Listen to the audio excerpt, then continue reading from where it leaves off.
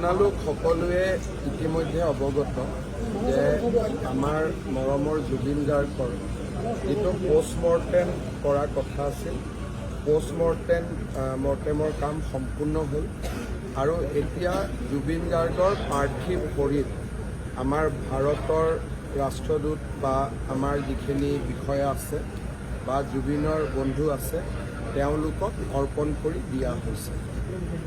ইয়াৰ next ষ্টেপটো হ'ল তেখেতক আমি পাৰ্থিৱ শৰীৰক আমি দিল্লীলৈকে লৈ আহিম আৰু দিল্লীৰ পৰা এখন বিশেষ বিমান যোগে আমি তেখেতক গুৱাহাটীলৈকে লৈ আহিম। গুৱাহাটীত অহাৰ সময়টো আমি আপোনালোকক জনাম। গুৱাহাটীত আহিলে প্ৰথম পাৰ্থিৱ শৰীৰ জুবিনৰ ঘৰলৈকে আহিব। সেইখিনি সময়ত আমি বিচাৰিম যাতে কোনো ৰাইজ তাতে নাথাকে, কাৰণ জুবিনৰ পৰিয়ালটোৱে একান্তভাৱে অলপ সময় কটোৱাৰ সেইটোৱে শেষ সময়। কাৰণ এবাৰ সৰু সজাইত অহাৰ পিছত পৰিয়ালে জুবিনৰ লগত সময় কটাব নোৱাৰিব।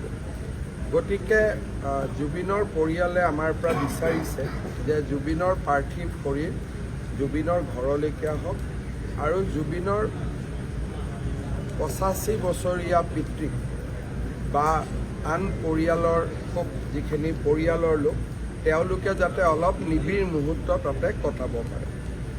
তাতে 1 ঘণ্টা সময় থাকিব আৰু সেইখিনি সময়ত আমাক বেয়া পাব নালাগে। আৰক্ষীয়ে আমি কৈছোঁ যাতে জুবিনৰ পৰিয়ালে জুবিনৰ লগত অন্তৰংগ সময় অলপ কটোৱাৰ পৰিৱেশ এটা যাতে সৃষ্টি কৰি দিয়ে। তাৰপিছত আমি সৰু সজাইলৈকে তেখেতক লৈ আহিম আৰু আমাৰ ইণ্ডোৰ ষ্টেডিয়ামৰ সন্মুখৰ যিখিনি জেগা আছে তাতে আমি জুবিনৰ পাৰ্থিৱ শৰীৰ ৰাখিম। যদি বহুত বেছি বৰষুণ আদি হয় তেতিয়াহ'লে কণ্টিজেঞ্চি হিচাপে এই জেগাটো আমি ৰাখি থৈ দিম, কিন্তু এইটো বিকল্প। তাতে আমাৰ ব্যৱস্থা হ'ব। তাৰ পিছফালে জুবিনৰ পৰিয়ালে থাকিব পৰা অলপমান ব্যৱস্থা কৰি দিয়া হ'ব।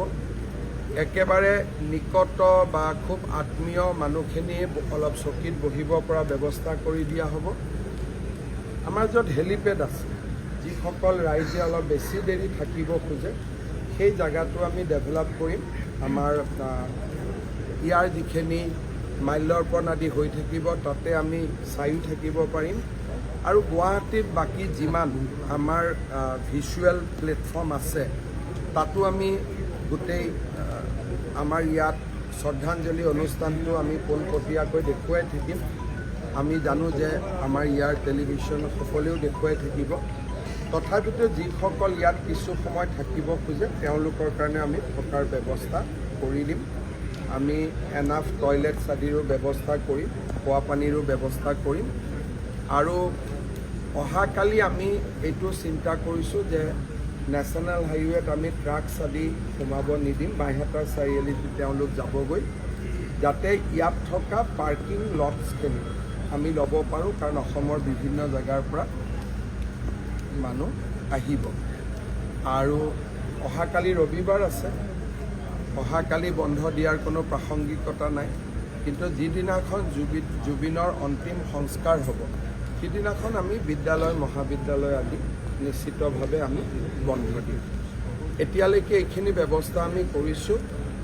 মই আশা কৰিছোঁ যে কালি নিচেই পুৱাতে 6 বাজি বা 7 বাজি নিচেই পুৱাতে আমি জুবিনক গুৱাহাটীত পাম। আজিৰ দিনটো আমি আগ্ৰহেৰে অপেক্ষা কৰিব লাগিব।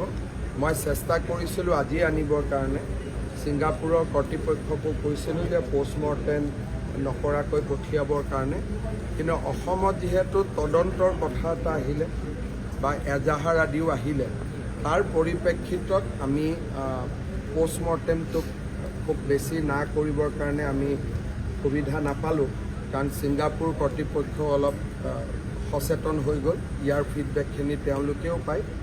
সেইকাৰণে আজি অনাৰ যিটো প্ৰচেষ্টা সেইটোত আমি সফল নহ'লোঁ, কিন্তু আজি নিশাৰ ভিতৰতে তেখেত দিল্লীলৈ আহিব আৰু দিল্লীৰ পৰা আমি বিশেষ বিমানেৰে তেখেতক গুৱাহাটীলৈ লৈ আহিম। যিকোনো খবৰৰ বাবে যোগাযোগ কৰক 7099017330 লগতে 7099017110 নম্বৰত।